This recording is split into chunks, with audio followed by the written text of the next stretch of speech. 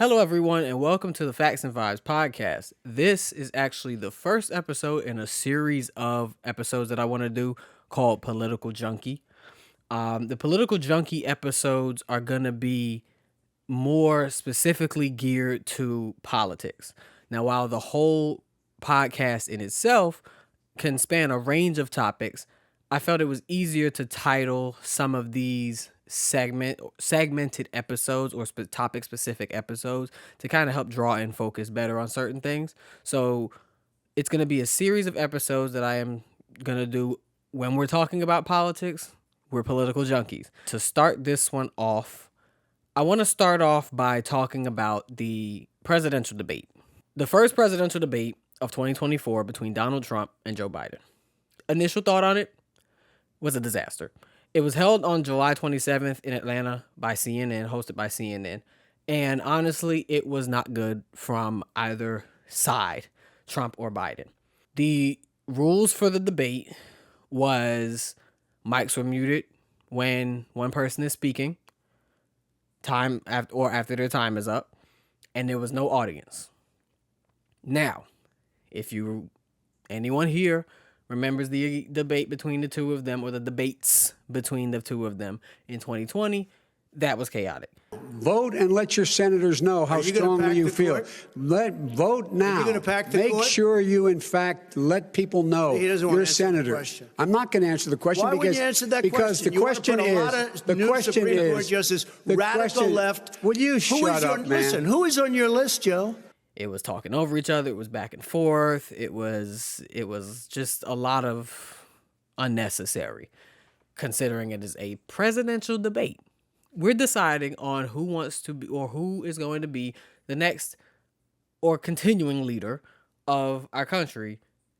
And honestly, these things have turned into a reality show. So honestly, overall, I'm voting Biden. I'm a Biden supporter. I'm a Democrat. I'm a moderate Democrat. I'm not far leaning to the left. I'm not, far leaning conservative with views. I'm a pretty moderate Democrat. I do have conservative views. I have, some liberal views. I'm pretty moderate.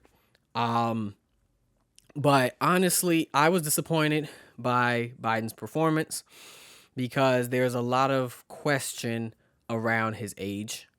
There's a lot of question around his around his cognitive ability, his age, and whether if he's fit to continue to run for the next 4 years.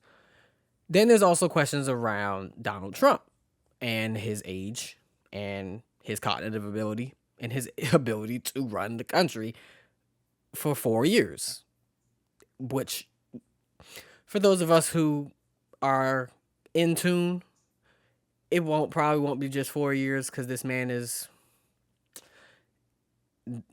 that's a whole nother thing. The debate started off relatively what seemed controlled. Biden came in. There was no handshake. So clearly, these are two guys who do not like each other at all. Like, that is no secret at all. These two, I would even go as far as to say they hate each other. Now, Biden, his performance was underwhelming. It was not what we were all hoping. It wasn't State of the Union Joe Biden. It wasn't, high energy. His voice was raspy because he had a cold. He didn't seem amped up. He seemed kind of really chilled, I guess you could call it. But some people viewed it as, him kind of just dazed and whatnot. But where he missed was he has a stutter. So he stuttered a lot. He was stuttering a lot to try to get answers out. But where he excelled at was he was at least trying to talk policy. Trump, on the other hand, lied over about 35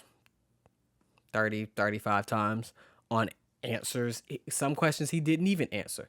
So I'm actually going to go through the questions and kind of how some of them handled certain topics and just discuss a little bit about what we are facing in this election, which is, at the time of this recording, I don't have the exact number. I'll probably put it somewhere on the screen, but it's 100 and something days away.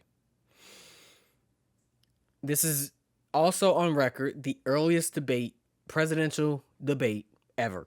There's never been a presidential debate in June or before any of the conventions, the DNC, the RNC, Republican National Convention, the Democratic National Convention, where they nominate the candidate officially for who is going to be running for the party for president. There has never been a debate this early, which says a lot about where we are now. But I'm not going to keep rambling. Let's just start it off. So the first question that they started off with was on the economy. A lot of people have felt since 2020 that they are not as well off as they were then. Some people feel as though, which is understandable, but at the same time, I want you to think about this. In 2020, we were in a pandemic. We had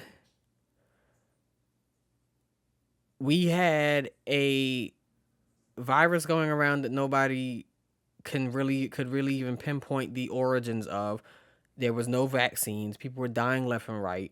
We were scrambling to try to figure out what to do about it. There were lockdowns. The country was literally locked down for weeks and months on end, with slow openings of things like that. I want people to realize this. I want you to realize when something like that to that degree happens, you can't expect the world to just come back and jump back in like nothing ever happened.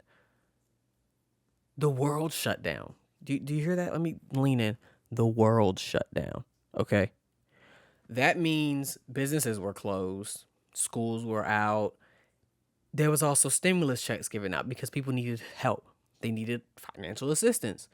When you put all that kind of money, and I'm not trying to get into a civics class here or an economics class, but when you put all that kind of money and that kind of stress on the market and on the economy and on the global economy like that, it causes supply and demand, the supply and demand scales to tip. You put more money out in circulation, it's going to cause inflation. The price of things are going to go up because people are going to start spending more. More products made, created, manufactured. And when you have all that kind of money and all these strain on the economy going on, you can only expect for it to go up. Life is not just going to get easy, bounce back like that after something like this.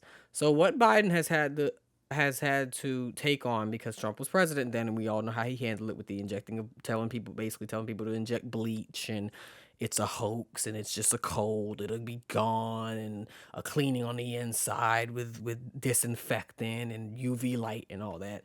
Right, and then I see the disinfectant where it knocks it out in a minute, 1 minute.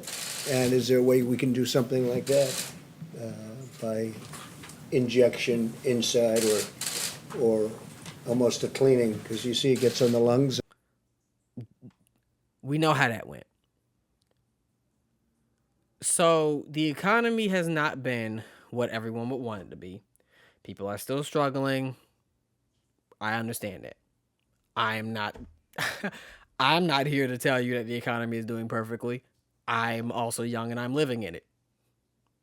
But you have to understand that from where we are, there's been a lot more jobs created. Inflation was high in 2021 and 2022. You look at it now, inflation is down.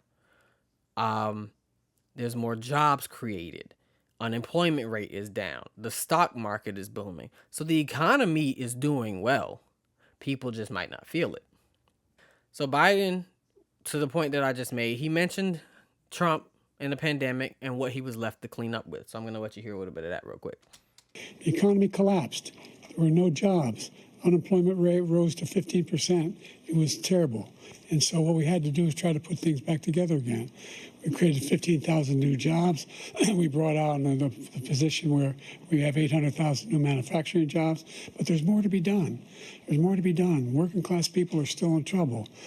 We brought down the price of prescription drugs, which is a major issue for many people, to $15 for a insulin shot as opposed to $400. Correct. This is what was inherited, right? So at least he tried to answer that with policy. Great. We're not perfect. He acknowledged where we were then and how we are not in the exact same place where we were now. All right. Now compare that. Let's go to Biden's. Let's go to Donald Trump's response. We had the greatest economy in the history of our country. We have never done so well. Everybody was amazed by it. Other countries were copying us. Everything was rocking good. But the thing we never got the credit for, and we should have, is getting us out of that COVID mess. He created mandates that was a disaster for our country. But other than that, we had given them back a country where the stock market actually was higher than pre-COVID, and nobody thought that was even possible. The only jobs he created are for illegal immigrants and bounce back jobs, a bounce back from the COVID. Okay.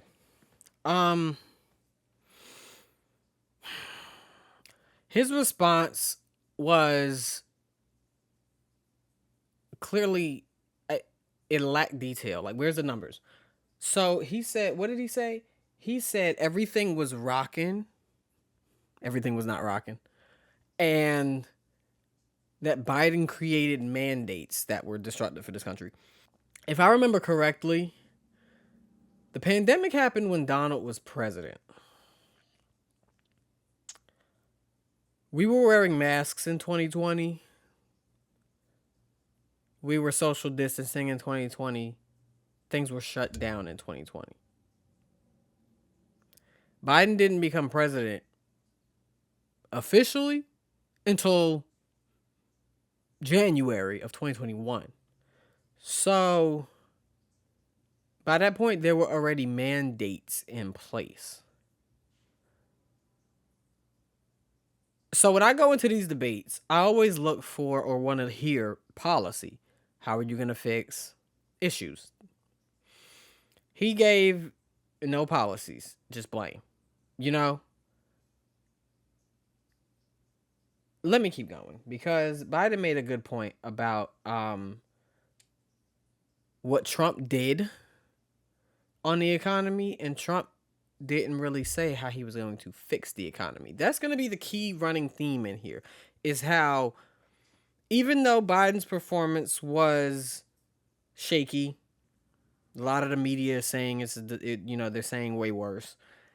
It wasn't the end of the world. It was just okay. He's old.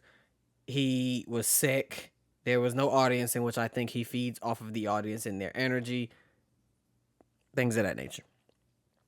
But the running theme in this is going to be how Trump does not.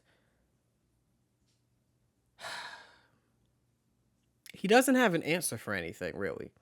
If you listen to him when he talks, he kind of just talks in circles and he just brings up points, but he never gives any actual fact behind what he's actually talking about or how he'll fix this or how he'll do that. He just gives you bad,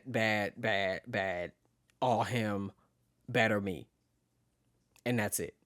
Now you can argue, hey, that's what politicians do. That's how they are. That's how they all are.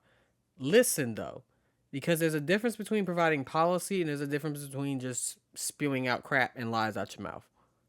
You know, giving policy is saying, oh, I want to sign this bill. We can sign this in the law. We can do this. We can do that.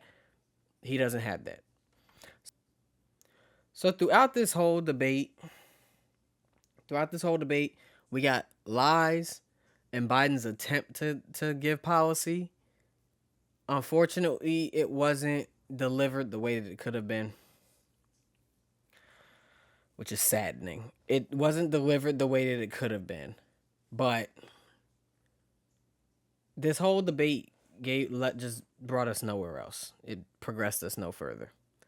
But some of the big things that I took out of this debate was how the options that we're left with for this upcoming election are for many not desirable. But you can look at it like this. You can either vote for or support the old guy who might not be as fast as he used to be, but has more than enough political knowledge is now technically the oldest president to serve, was one of the youngest people to serve in the Senate, has dedicated his life to policy, served under the first black president, has the first black vice president, and nominated the first black woman to the Supreme Court, which is a whole nother episode. We got to talk about them. Not in this one. When you look at that versus Donald, the man who was indicted 4 times, impeached twice, convicted, a convicted felon. He's running at Biden is running against a convicted felon.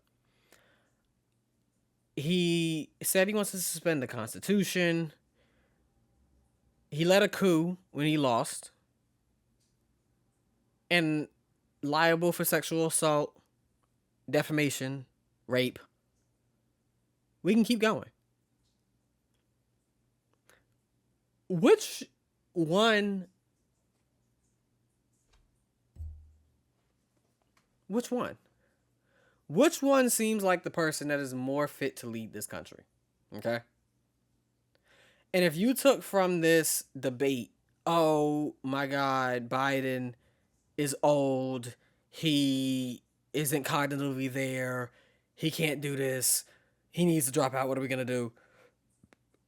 I think you need to rethink and reevaluate and rewatch and pay attention to what you're saying and what you're thinking.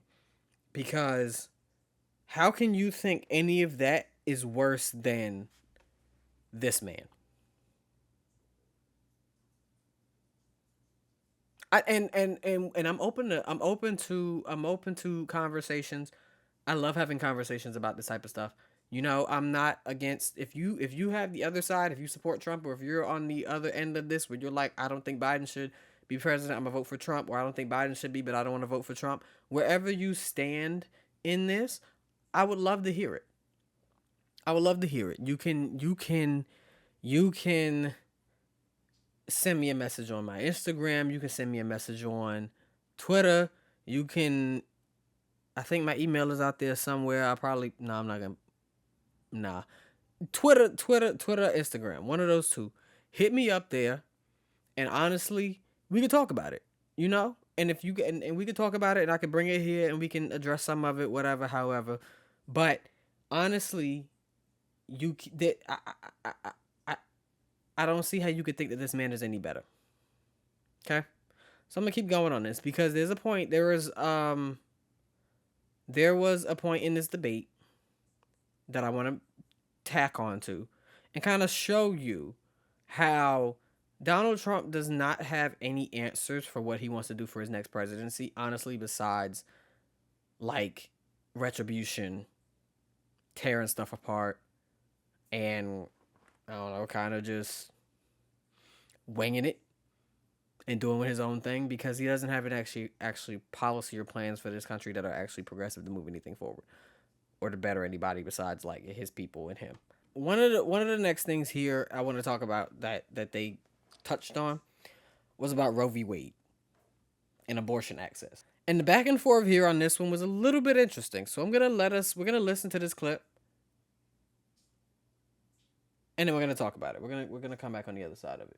51 years ago, you had Roe v. Wade, and everybody wanted to get it back to the states. Everybody, without exception. Democrats, Republicans, liberals, conservatives, everybody wanted it back. Religious leaders. And what I did is I put 3 great Supreme Court justices on the court, and they happened to vote in favor of killing Roe v. Wade and moving it back to the states. This is something that everybody wanted. Now, 10 years ago or so, they started talking about how many weeks and how many this, getting into other things. But every legal scholar throughout the world, the most respected, wanted it brought back to the states. I did that. First of all, nobody wanted it back to the states except for the super pro-lifers, the really radical pro-lifers, and them. Nobody wanted it back to the states. Nobody wanted that. Roe v. Wade was fine as law of the land for the past like 50 years. Nobody was trying to. No, it wasn't on the top of anyone's real mind like that. Let's kind of come in and do this. Let's do that. Let's do that. As he said. Now I want you to think about this when you're going into this, and whose fault it is now that abortion and the access to it is such a fight for right now in this country. Okay, he just took credit for it because he said, I put 3 justices on the court and they sent it back to the states. Roe v. Wade, they overturned it. It would not have been overturned had he not been president and was able to nominate 3 justices on the Supreme Court who could basically do, I'm not going to say do his bidding, but who could basically do his bidding and help him in his effort to drastically change and radicalize this country in a way that he has. He put those justices up there. Because of that, we now have the issue of abortion and things of that nature. Okay? Let's keep going. The problem they have is they're radical because they will take the life of a child in the 8th month, the 9th month, and even after birth. After birth, if you look at the former governor of Virginia, he was willing to do this. He said, we'll put the baby aside and we'll determine what we do with the baby, meaning we'll kill the baby. Okay, let me stop there. No. Let me lean in. Nobody is for late-term abortions. Nobody is for ripping the baby out the mother and killing it. At that point, that is not an abortion. After the 9th month, that is not an abortion, that is murder. No one is for that. If you hear that lie, stop believing it. No one is for that. Okay? What the states are trying to do when it comes to abortion is they want it to be a complete ban. You have the baby, you get pregnant, whether it be rape, incest, however, you have the baby, move on. But no one cares about the baby after it's born. That's the thing. They say that there's a lot of the states are saying that there's no exception for abortion and they're trying to ban it after 6 weeks and all that. You don't even know you're pregnant at that point, and they're trying to say that you can't get an abortion. It doesn't matter if you was raped, if there was incest, none of that. You had the baby, keep it moving. But nobody's gonna come back and check up on the baby afterwards. Nobody's gonna see if it's living okay. Nobody's gonna check the living situation. Nobody's gonna make sure that the child's going to school. No one's gonna follow that child through its life to make sure that it has a good life. But you were so hard fighting for it to make sure that the baby was born because you were so against abortions. And then you follow him and you follow his view of thinking that people are for late-term abortions and murder. Nobody's for that. That is a lie. That's a lie. Okay? So nobody, no Democrat, no liberal, nobody is for that. And if you are in you're an outlier. You're weird, you're an outlier because nobody is for murdering and killing of babies. All right? Thank you. Next. The idea that the politicians, that the founders wanted the politicians to be the ones making decisions about women's health is ridiculous. That's the last. No politician should be making that decision. A doctor should be making those decisions. That's how it should be run. That's what you're going to do. And if I'm elected, I'm going to restore Roe v. Wade. So that means he can take the life of the baby in the 9th month and even after birth, because some states, Democrat run, take it after birth. You're lying. That is simply not true. The Roe v. Wade does not provide for that. That's not the circumstance. Only if a woman's life is in danger, she's going to die. That's the only circumstance in which that can happen. But we are not for late-term abortion, period. Period, period. Under Roe v. Wade, you have late-term abortion. You can do whatever you want, depending on the state. You can do whatever you want. We don't think that's a good thing. We think it's a radical thing. We think the Democrats are the radicals, not the Republicans. For 51 years, that was the law. 51 years, constitutional scholarship said it was the right way to go. 51 years, and it was taken away because this guy put very conservative members on the Supreme Court. He takes credit for taking it away. What's he going to do? What's he going to do, in fact, if the MAGA Republicans, he gets elected, and the MAGA Republicans control the Congress, and they pass a universal ban on abortion, period, across the board at 6 weeks or 7 or 8 or 10 weeks, something very, very conservative. Is he going to sign that bill? I'll veto it. He'll sign it. But yes, it should be a conversation between a woman and her doctor. And then think about the life. You know that because of this, they can also say that you can't have an abortion, even if it was dependent upon the life of the mother, until basically the mother is like, I'm going to the extreme here, but basically until the mother is basically dead or on life support. Like, you have to be in such an extreme circumstance that then can that happen to where they can grant you an abortion. But it's not a whole thing of, oh, well, this is going on with you and your fetus, and you might be in trouble, yada, yada, yada, so we're going to have to do an abortion. No. You'd have to literally be in the 11th hour for some of them to grant this. So I just want you to think about that when you go and think about who versus who to vote for and where the future of things can go versus voting for Trump and voting for Biden. That's just something to consider. On the topic of immigration,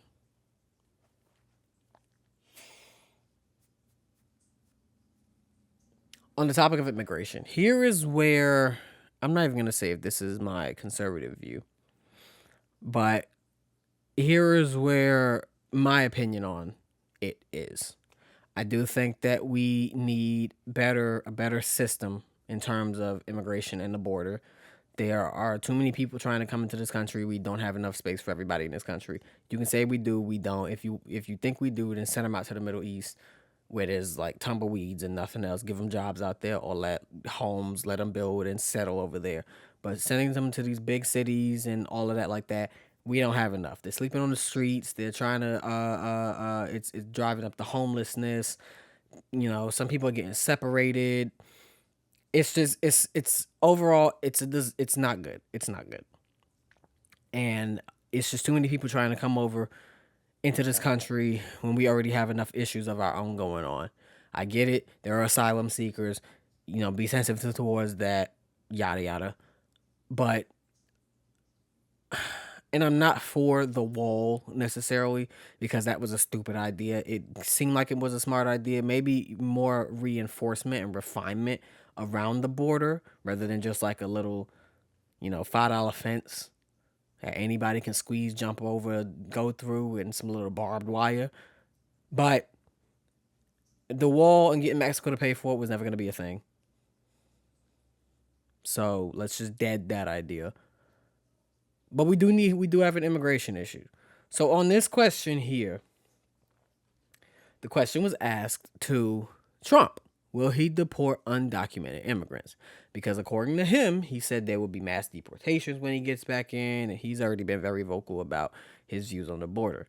There was a bipartisan border bill that could have passed, which would have gave more protection to the border, more border security, and better measures of how to deal with immigration and asylum seekers.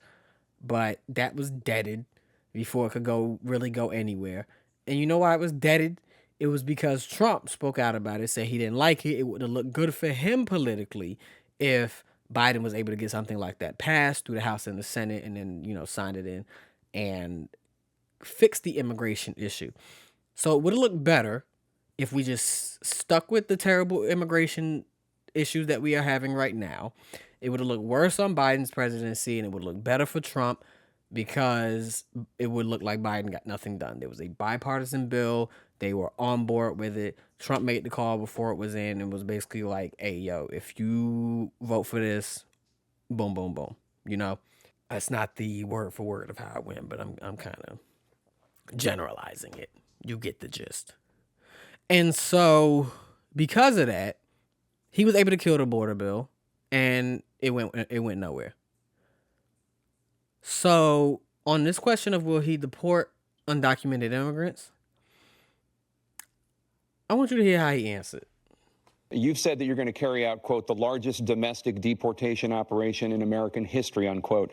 Does that mean that you will deport every undocumented immigrant in America, including those who have jobs, including those whose spouses are citizens, and including those who have lived here for decades? And if so, how will you do it? Just 1 second. He said we killed 3 people. The people we killed are al-Baghdadi and Soleimani. We are living right now in a rat's nest. They're killing our people in New York, in California, in every state in the union, because we don't have borders anymore. Every state is now a border. And because of his ridiculous, insane, and very stupid policies, people are coming in and they're killing our citizens at a level that we've never seen. We call it migrant crime. We're literally an uncivilized country now. He doesn't want it to be. He just doesn't know. He opened the borders. Nobody's ever seen anything like. And we have to get a lot of these people out, or we have to get them out fast. Just take a look at where they're living. They're living in luxury hotels in New York City and other places. Our veterans are on the street. They're dying because he doesn't care about our veterans. He doesn't care. He doesn't like the military at all. I had the highest approval rating for veterans taking care of the VA. We don't have borders anymore. Every state has a border. They're coming in, they're killing up everybody. But that didn't answer the question. Will he deport them or not? Number one, because of how petty Republicans are, especially Greg Abbott in Texas, governor of Texas, Greg Abbott, he's so petty because he's a border state. A lot of these other states aren't border states. New York is not a border state. They don't border the southern border. They're not a border state. If anything, they share with the Great Lakes and all that or whatever. They share Niagara Falls and all that with Canada. But there's not an immigration issue coming up from Canada. There's an immigration issue coming from down in Mexico and the southern border, South America, and Caribbean countries. The Republicans are so petty because they want to make this look as bad on anyone as possible. The reason that there are migrants coming in more and being and the reason that he can say every state has a border or there's no borders is because Greg Abbott was busing migrants who were coming in or busing migrants from the border to Democrat cities. Why do you think that if you look at New York, why do you think that there's so many of them? That's why the mayor of New York right now, whose name is escaping me, but he's pretty trash anyway since whatever. But that's why the mayor of New York right now is trying to give everyone these gift cards, per se, debit cards, EBT cards, whatever you want to call them, with money. Like 700 or more than that? It's a considerable amount of money. That's why he's trying to give them money so that they can, kind of live, because the homelessness and immigration population and immigrant population in New York has skyrocketed because of Greg Abbott was sending migrants to Democrat-run cities in an effort to say, oh, look how they're flowing into the country now. He even sent them to the front door of Kamala Harris. He sent them to the front door of the vice president, her residence. He sent a bus full of migrants there, and they're coming over here thinking that they're being sent somewhere, that they're being processed somewhere or something like that. A lot of them showed up and they were like, we had no idea where we were going, how we got here, and what's going on. We was just sent here. So it seems a little dumb to tack it on to, simply just this administration issue of how they're handling immigration when Republicans are willingly refusing to work with the cards that are being dealt, and when they're feeding into it by sending people to the states. Just throw that in there. On this point of the immigration and the border thing, because he deflected that question, right? I want you to hear where this headed, because it's headed in an interesting direction considering we're talking about immigration and how Trump started talking about the people that they killed, al-Baghdadi, Soleimani, and all of that, ISIS. I want you to hear where this went. Every single thing he said is a lie. Every single one. For example, veterans are a hell of a lot better off since I passed the PACT Act. 1 million of them now have insurance and their families have it. We have great respect for veterans. My son spent a year in Iraq, living right next to one of those burn pits, came back with stage 4 glioblastoma. I went to the World War I cemetery he refused to go to. He was standing with his 4-star general, and he told me, he said, I don't want to go in there because they're a bunch of losers and suckers. My son was not a loser, was not a sucker. You're the sucker. You're the loser. Forceful response. Great job, Biden. Even though during this debate, even though Biden did not give the strongest, gut punch and responses and oomph that really could have put Donald Trump down, there was also nothing that Trump did that made him seem like he was the better person to be voting for this election.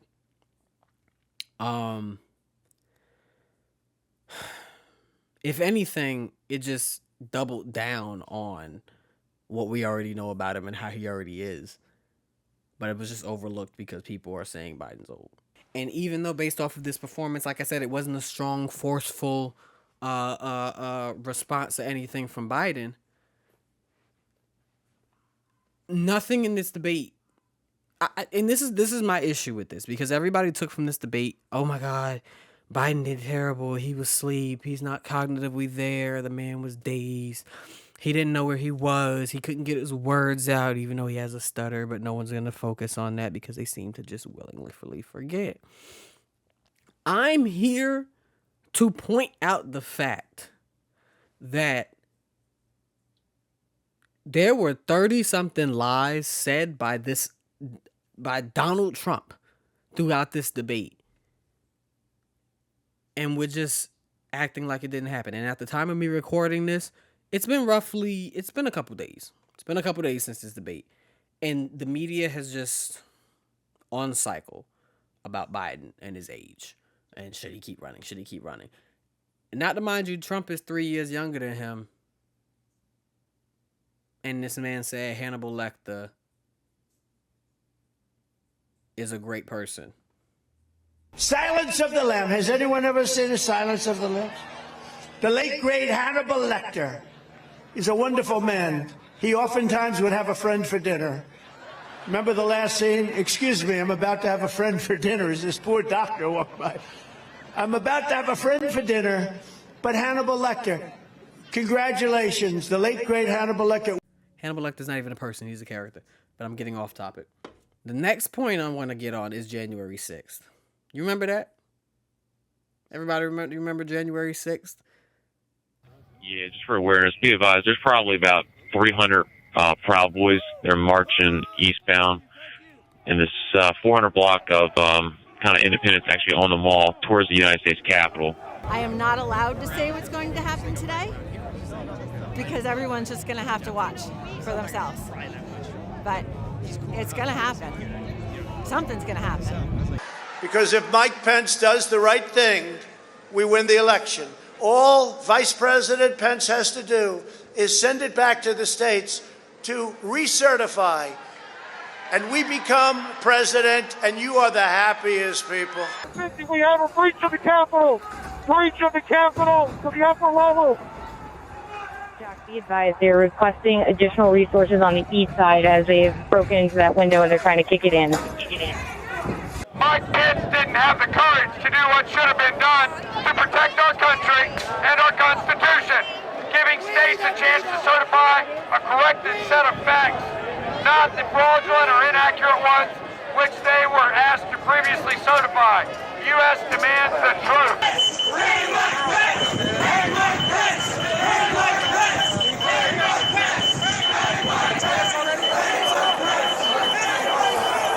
advanced officers still remaining on the House floor, on the third floor, to use the subways themselves. It's time to evacuate so we can secure the members on the other side. Copy. What are you ready to do? And whatever it takes, I'll lay my life down if it takes. Absolutely. That's why we showed up today. So, January 6th, we all remember that day. I remember where I was when I was there. I was sitting in my living room just thinking it was a regular day, whatever. Congress is going to go to certify the election. Biden won, Trump lost. We're going to go peacefully on with the rest of our lives. Trump's going to, I don't know, just do his thing, pack his bags, and go. But no, that was actually, it was more than that, and it turned into a shit show. He called for his supporters to come to the Capitol. We're going to march to the Capitol. We're going to walk down to the Capitol, and we're going to cheer on our brave senators and congressmen and women. And we're probably not going to be cheering so much for some of them, because you'll never take back our country with weakness. You have to show strength, and you have to be strong. All right. He called for them to march to the Capitol to protest the certification of the election, which then turned into them bringing all kind of weapons because Trump didn't want the magnetometers up, which means that they all let in with just whatever guns and whatever things they wanted. He said, just let my people in. So they was at the rally with whatever they went, whatever they had, and then they marched their happy little selves on down to the Capitol, in which they broke windows, busted in Nancy Pelosi's office. And they was calling for the hanging of Mike Pence. Somebody actually brought a noose out there to hang him. They had all the congressmen and everybody held up, and they was all kind of held up in the room, held up in the chamber, barricaded. Somebody died. They beat police officers.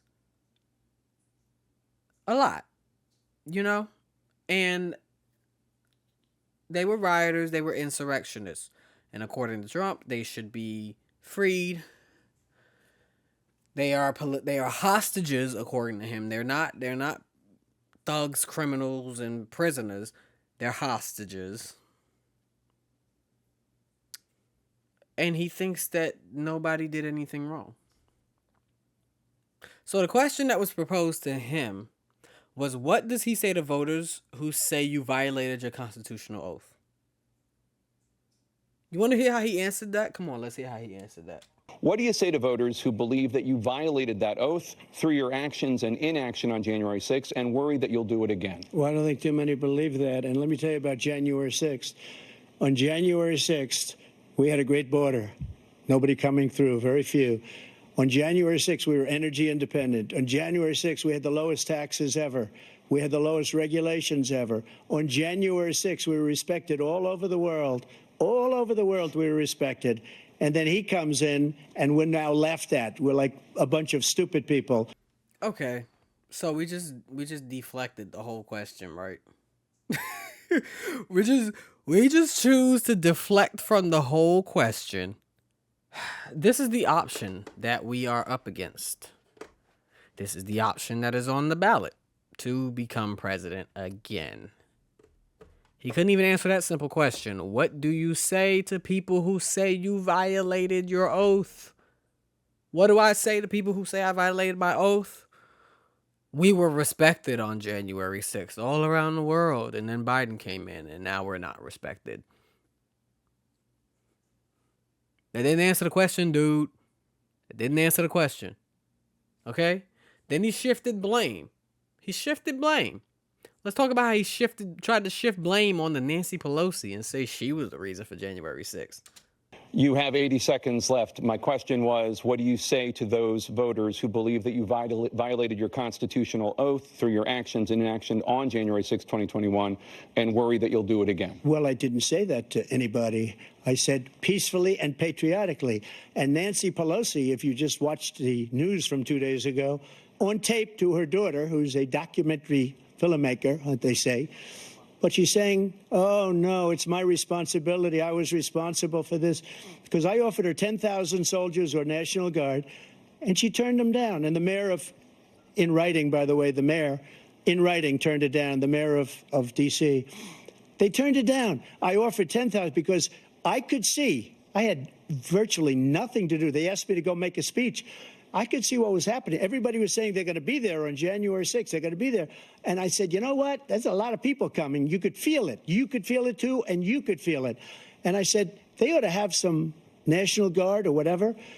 And I offered it to her. And she now admits that she turned it down. And it was the same day she was, I don't know, she can't be very happy with her daughter because it made her into a liar. She said, I take full responsibility for January 6th. Dude, first of all,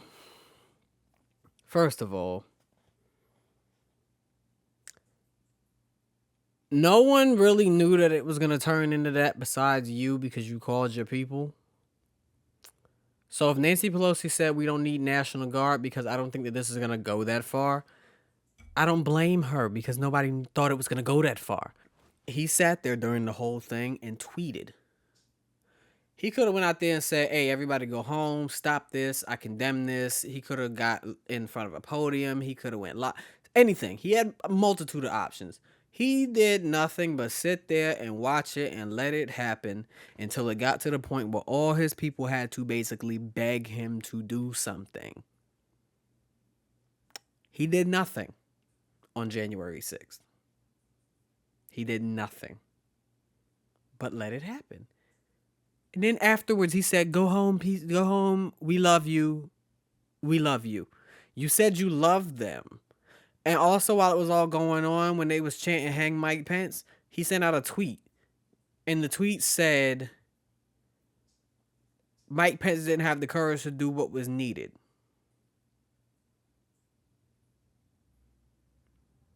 While Trump called the people on January 6th patriots for what they were doing. You look at that and think that's a patriot, I think you have a issue, and I don't think you know what you're looking at. But like I said, I'm open to all this conversation. If you rebut anything that I'm saying or anything that I have to say, come on, let's come with the facts. Let's talk about it. Hit me up and we'll do we'll talk about it. We can share, whatever. Let's go. But I want to touch on, for a specific topic, my listeners of those who are like me. Listeners of color, people of color, black people, African Americans. I got a bone to pick with you guys, And you know why I got a bone to pick with you guys? Because you say, well, not all of you, but some believe that Trump should be president because of a stimulus check.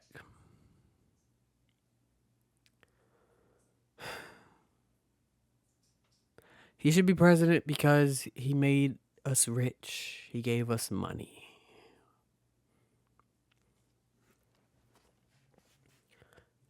Newsflash. That was not him. That was Congress. Without Congress. That was not him. That was Congress. Without the work of Congress, you would not have gotten a stimulus check. You wouldn't have. You would never have gotten a stimulus check if it was not for Congress. The only reason that you attribute that to Trump is because he put his name on the checks because he wanted to make it seem like he did something. Trump didn't give you money, and you only got that money because it was a pandemic. Other than that, you would not have gotten that money. You understand that, right? Like, does that click? Does that click for you? You would not have gotten a stimulus check if there was not a pandemic. If people were not dying all over the world and all over the country in 2020, you would not have gotten a $1,200 stimulus check in the mail with your name on it. Getting a call. You would not have gotten that. So I think we just need to put that to bed. We need to just put that to bed. Now. Because that's not, and he's not going to do that for you if he becomes president again. So people, black people specifically, I need you to please stop parroting that talking point. It's not making you look smart. It's not making you look intelligent. It's not moving us forward anywhere. You're not getting that. Put it to bed. Stop it. So there was a question there was a question posed to both candidates, and it said, "What do you say to Black Americans that say you haven't done enough?" Or what? Well, this was posed to Biden. Excuse me. And it says, "What do you say to Black Americans that say you haven't done enough?" They acknowledge they made a lot of progress, number one. The fact of the matter is there's more small black businesses that have been started than any time in history. Number two, the wages of black unemployment is the lowest level it's been in a long, long time. I was able to reduce black child care costs. I cut them in half. There's more to be done, considerably more to be done. But we've done a great deal so far, and I'm not letting up, and they know it. Yeah, I don't blame them for being disappointed. Inflation is still hurting them badly. For example, I provided for the idea that any black family first-time home buyer should get a $10,000 tax credit to be able to buy their first home. Okay, so he gave an answer. You know, who are disappointed. He said, "I don't blame them. I don't blame black voters who feel as though, there hasn't been enough done." A lot that sentiment is understandable. At least he acknowledged that he came forward with it. He said there's more work to be done. He labeled he listed, some policies, some things, accomplishments, and some policy that can better the black community. And let's also talk about the student loan forgiveness that could have really lifted up black families in the black community, but was blocked by the conservative Supreme Court, in which 3 of the justices up there were appointed by Trump. But I need you to realize how things work. We could have actually had student loan forgiveness had we not had the Supreme Court who wanted to work against that. Biden is trying, he's trying, right? He's trying to list policy, and he's trying to give an answer. Something that can at least let black Americans know, hey, I see you, I understand you, I know we haven't gotten there, we haven't done, everything to completely better the black community. But then on the other hand, you've got Trump, who feels as though he's done more for black Americans than any other president since Abraham Lincoln, possibly including Abraham Lincoln. I don't know what he thinks by that, but none of that could be further from the truth. Because what did he do? It's not like we was in shackles and chains and he freed us. It's not like his pitch to black Americans, and I hate that there is a large chunk of us who believe this. Well, I'm going to say us, but of the community, who believes this, that he can rally black support with sneakers, mugshots, and rappers. Because that's his pitch to the black community. I've done more for the black community than any other president since Abraham Lincoln. I'm going to put out these golden racist looking sneakers, and they're going to buy them up because they love sneakers. And I have a mugshot. I've been indicted. So many of them can relate to me because a lot of them get arrested and go to prison. So they can relate to me because I'm now a felon and a lot of them are felons. So I'm going to also get these rappers up on stage with me and get them to say "Make America Great Again" because that's what they listen to. They listen to the rappers. I'm going to try to attempt to go into the hood, but I never actually go into the hood. And, I love black Americans. But yet you were the same guy who with the Central Park 5, when those boys was accused of raping a white woman, put out an ad against them, calling for all kind of death penalty, everything against them, has been known to be racially discriminatory against black Americans when it came to his properties and his hotels. He has a history here of racism. I mean, you can look at his supporters. Like, you look at the people who support him, and he says he loves them. So if he loves them and they love him, and they're the ones who are supporting him, and he's a voice for them, but they're the ones who clearly are running around here with Nazi flags and Confederate flags, talking about make America great again. When was America great? When? What's the definition of great? Because at one point, black people were in chains.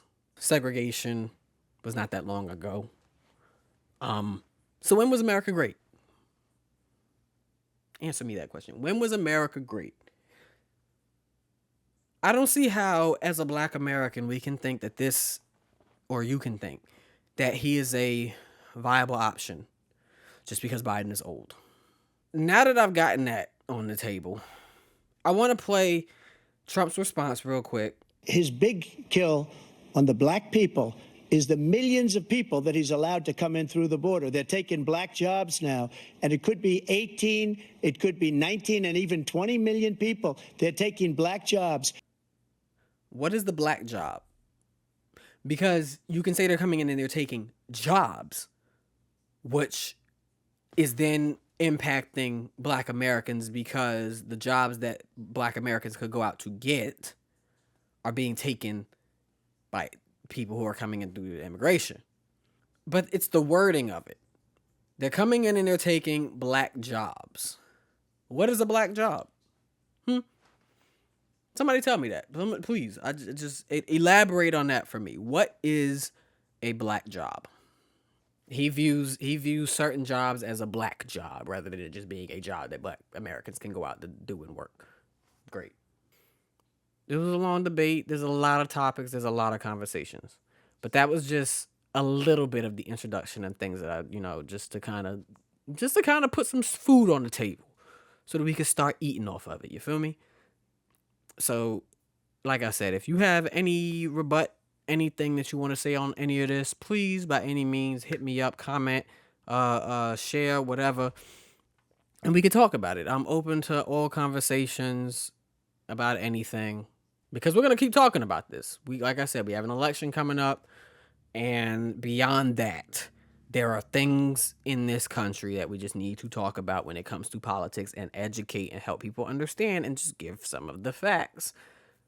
Especially when we live in a world that has so much misinformation. And yes, you might feel, oh, Biden is old, he didn't do enough. But what did Trump do for you? What did he do for you? Honestly. What did he do for you? All of these things affect how you live daily. Your vote matters. Yes, your vote matters. You, the one individual, your vote matters.